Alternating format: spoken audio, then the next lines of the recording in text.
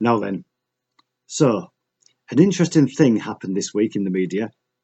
The Huffington Post, the South African edition, published an article online entitled, "Is it time to deny white men the right to vote?" In the article, it called for white men globally to have the right to vote and the right to political representation removed. It blamed white men for all the problems in the world and claimed that white men held all the power and all the wealth in the world.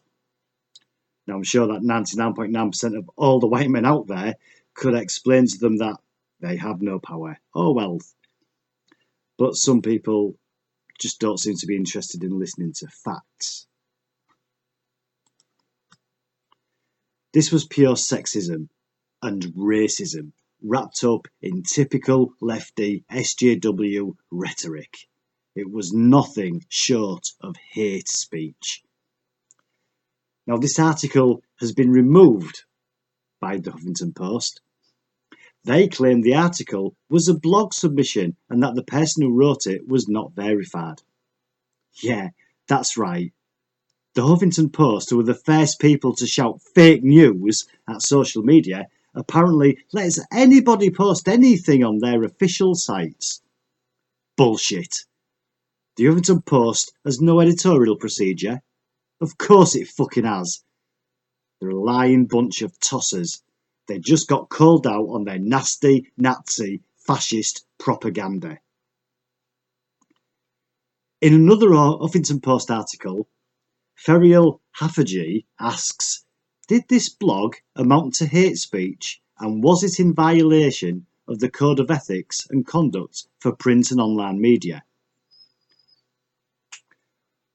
What sort of fucking idiot even has to ask this?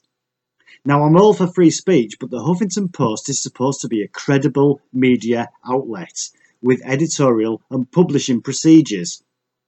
Is it fucking hate speech? Well, I'll tell you what, there's a fucking easy way to find out. Let's take the original article and see how it reads if we remove the words white men and replace them with the word Jews. So what do we get? Is it time to deny Jews the vote?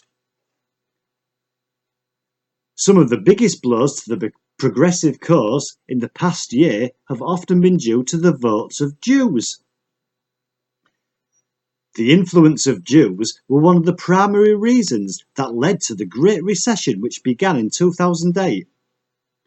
This would also strike a blow against toxic Judaism, one that is long needed. Some may argue that this is unfair. It may be unfair, but a moratorium on the franchise for Jews for a period of between 20 and 30 years is a small price to pay for the pain inflicted by Jews on others.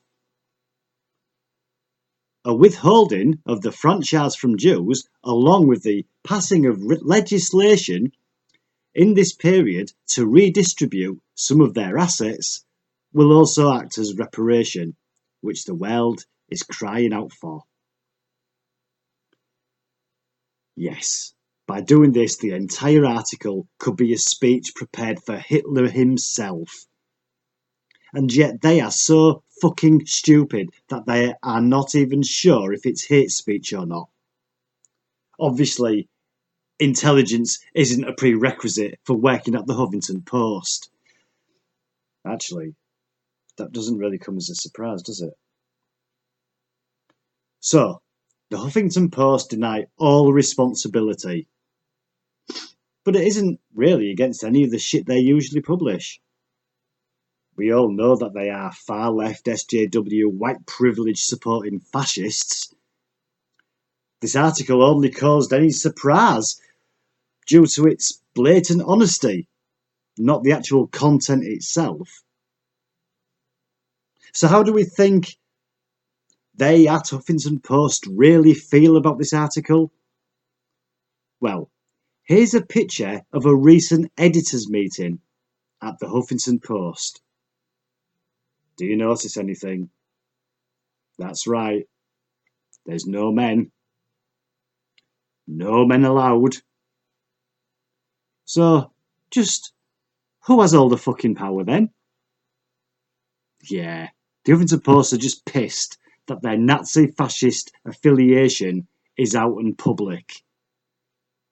Perhaps the question we should be asking is it time to ban the Huffington Post?